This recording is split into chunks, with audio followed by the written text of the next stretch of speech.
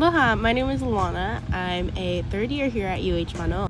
I previously was studying engineering, but it definitely wasn't something I was passionate about. This summer I switched over to business management, and I'm so excited to learn a lot more. Something this course has really helped me learn is the importance of sleep. As a college student, there's many late nights. That could be staying up studying, going out with friends, or even just staying home and watching TV.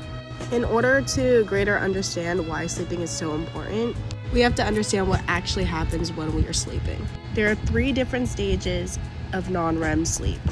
The first stage is a transitional phase that occurs during wakefulness and sleep. While you are awake, your brain is producing beta waves. Once you start falling into the first stage of non-REM sleep, your brain then starts to produce alpha waves. These waves are usually lower in frequency but higher in amplitude. From stage 1, you start transitioning over to stage 2 of non-REM sleep. Theta waves have even lower frequencies and higher amplitude, therefore putting your body into much more of a deep, relaxed state.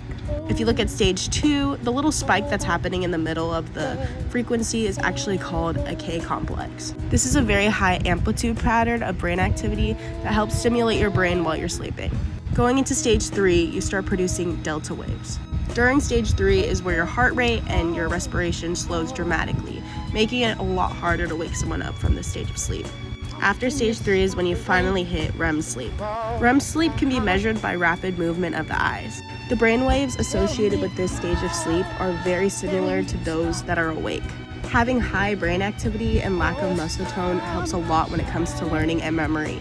Many people have difficulty getting sleep due to their work schedule or even just day-to-day life, especially students. Over time, many people produce sleep debt. The consequences of sleep debt include decreased levels of alertness and mental efficiency. If you are scrolling late, staying up late, and not accumulating 7 to 8 hours of sleep at night, you are accumulating sleep debt. Different ages require different amounts of sleep. Newborns between 3 months require 14 to 7 hours, meanwhile 4 months to 11 months requires 12 to 15 hours. 3 to 5 years old requires 10 to 13 hours of sleep, and 6 to 13 years old requires 9 to 11 hours of sleep. Throughout the teen years, so 14 through 17 years old, 8 to 10 hours is recommended. Young adults between 18 to 25 years old are recommended 7 to 9 hours. Adults between 26 and 64 years old are also recommended 7 to 9 hours. And lastly, anything above 65 years old is recommended to 7 hours, no more than 8. As a young adult, my sleep habits change regularly. Some nights I only get 4 hours of sleep, and some days I'm sleeping in until 1 p.m. on weekends. I really want to start bettering my health, whether that being my brain health as well as my physical health. And honestly, that does start with sleep. Physical activity is really important when it comes to bettering your sleep. Incorporating things like pickleball, swimming, hiking, walking can really help move your body in order to tire it out to get the correct amount of sleep that you need during the night. Another personal goal of mine that I really want to work on is not drinking as much caffeine. Caffeine disrupts sleep by blocking the adenosine.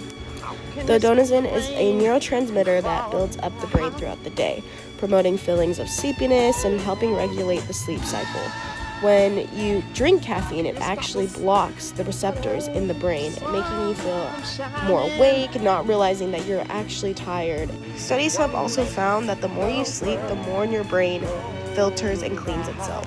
I also learned that lack of sleep and sleep debt can also lead to Alzheimer's. During sleep, our brain cleanses itself of microdebris. This could be things that we pick up from our day-to-day lives that aren't necessarily needed to be stored in our long-term memory.